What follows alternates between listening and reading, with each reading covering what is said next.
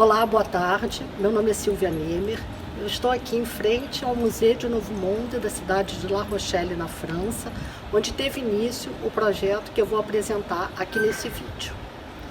Esse museu, ele trata das relações entre a França e o Novo Mundo, tal como o projeto do qual eu vou falar, que a partir do acervo Raymond Cantel de literatura de cordel e xilogravura, aborda os intercâmbios culturais e acadêmicos entre a França e o Brasil.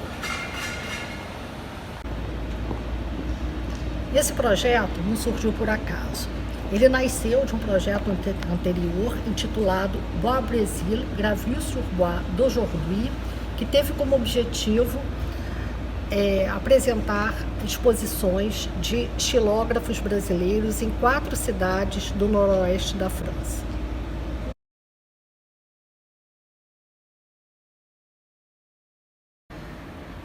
Tudo começou no final de 2016, quando o professor Laurent Vidal, da Universidade de La Rochelle, me disse que a então diretora, Madame Annick Notaire, tinha interesse em montar uma exposição de xilogravura aqui no Museu do Novo Mundo.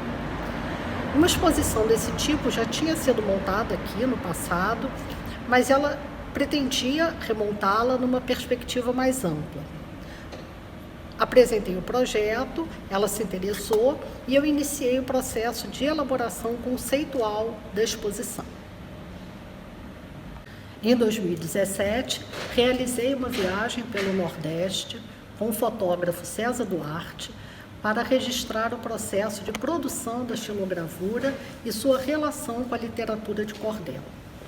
Nessa ocasião, foram selecionados 3 artistas para participarem da exposição: Francisco Correia Lima, o Francorli, Maércio Lopes Siqueira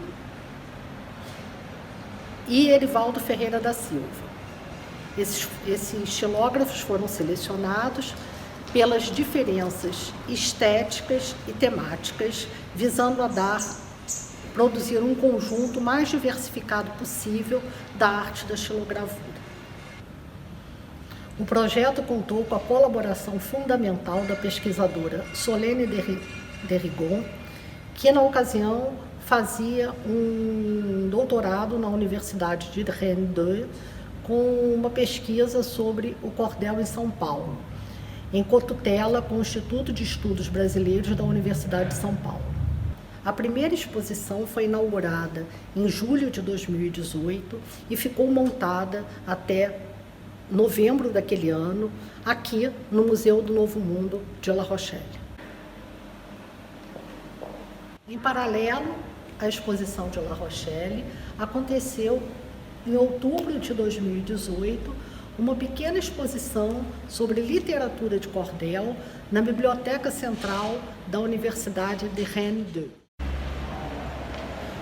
No final de 2018, foi inaugurada a 3ª exposição no Musée des Beaux-Arts de Brest, que ficou montada entre novembro de 2018 e maio de 2019.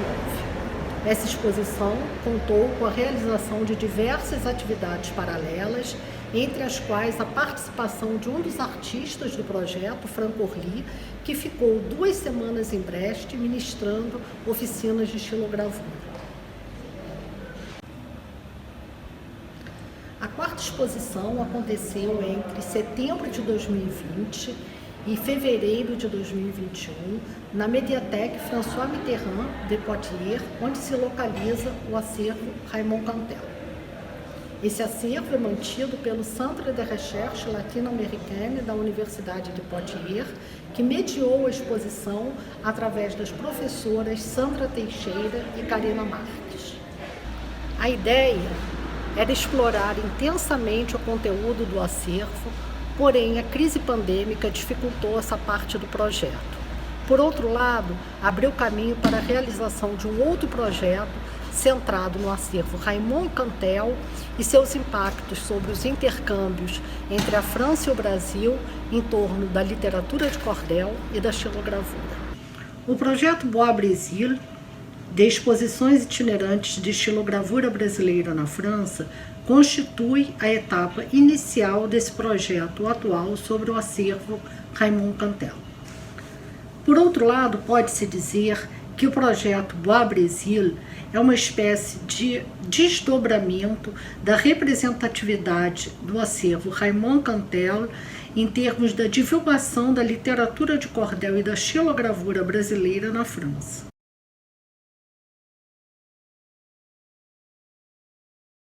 Raymond Cantel foi um pioneiro nas viagens internacionais de pesquisa ao Brasil sobre temas relacionados à literatura de cordel.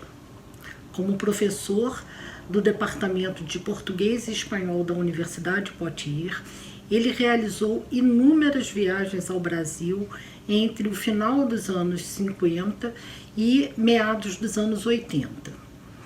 A sua primeira viagem teve como objetivo pesquisar as manifestações de sebastianismo na literatura brasileira.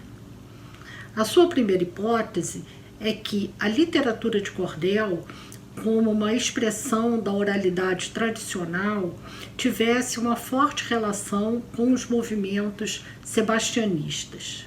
Porém, a partir de uma pesquisa direta de campo, ele foi percebendo que a literatura de cordel não tinha efetivamente uma relação com o messianismo. Ela tinha uma relação com a tradição, mas que não era exatamente uma manifestação do messianismo na literatura brasileira. O trabalho de Raymond Cantel, na linha dos primeiros estudiosos de literatura de cordel, segue uma perspectiva etnográfica. Porém, diferente dos folcloristas, para Cantel, o cordel não era uma simples reprodução de tradições remotas oriundas do romanceiro medieval, embora tivesse com essas expressões uma proximidade, uma influência importante dessas tradições sobre essa literatura. Em suas inúmeras viagens ao Brasil, Cantel reuniu uma quantidade considerável de materiais relacionados ao cordel, que para ele não se resumia ao enredo, incluindo uma série de manifestações, entre as quais a cantoria e o repente. Para Cantel, o cordel tinha uma característica fundamental, que era a oralidade, a relação com o público, ou seja, uma arte que se traduzia como uma performance, se transmitia como uma performance. A arte do cordel pressupõe um enredo que é cantado por um cantador de forma a atrair o público e levá-lo a comprar o folheto, justamente para saber o fim da história. Destaca-se assim a dimensão comercial dessa arte, que não se resume à história impressa no folheto, envolvendo ainda uma forma de sustento, de ganhar a vida, um meio de diversão, uma expressão de identidade e de transmissão de memórias. O cordel é uma expressão, acima de tudo, da sociabilidade dos grupos produtores e consumidores dessa cultura.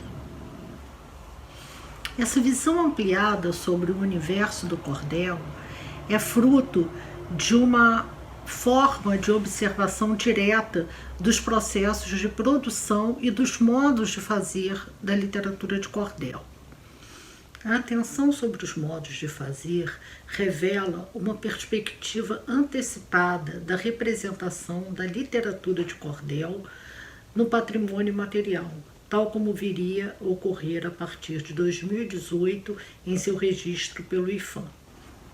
As inúmeras viagens de Cantel pelos territórios do cordel, seus contatos estreitos com cordelistas, cantadores, folheteiros, o levou a acumular um considerável acervo documental da arte do cordel. Esse acervo, composto de folhetos, material em áudio, registros de cantorias, fotografias, material impresso. Essa forma de pensar o cordel, em que o artista, o cordelista, é reconhecido como sujeito de sua arte, das suas produções, vai diametralmente contra a forma convencional de se pensar o cordel, na qual o cordelista era um mero reprodutor de histórias. O cordel era visto como uma expressão do anonimato, uma expressão da reprodução da tradição, da repetição de histórias contadas no passado. Essas concepções comuns entre pesquisadores e cordelistas é recusada por Raymond Cantel, que abre novos horizontes à pesquisa sobre literatura de cordel, que a partir dos anos 80 começa a despertar interesse entre estudiosos franceses.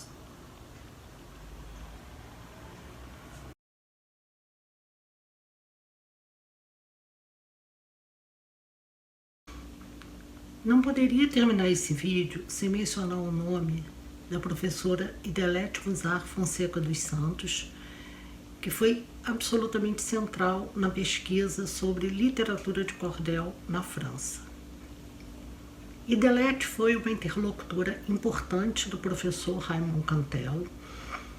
Ela viveu 20 anos no Brasil, foi professora da Universidade Federal da Paraíba, onde se especializou na obra de Ariano Suassuna, no movimento armorial, e fez pesquisas profundas sobre a literatura de cordel. Quando retornou à França como professora da Universidade Paris X Nanterre, ela começou a receber alunos do Brasil para a realização de doutorado, mestrado e estudos em geral aqui na França, na universidade onde ela era professora. E a professora Idelete Musar, ela teve um papel importantíssimo na minha vida acadêmica, porque ela me recebeu na Universidade Paris X, ela foi minha co-orientadora de tese de doutorado com uma pesquisa que eu tinha sobre a literatura de cordel na obra do Glauber Rocha. O trabalho iniciado pelo professor Raymond Cantel de viagens ao Brasil para coleta e estudos acerca da literatura de cordel deu frutos, enriquecendo os intercâmbios entre o Brasil e a França acerca dessas duas artes. É um acervo importantíssimo, boa parte dele está disponibilizado online, enfim, é um material rico, importante e que só aprofunda as relações culturais entre a França e o Brasil.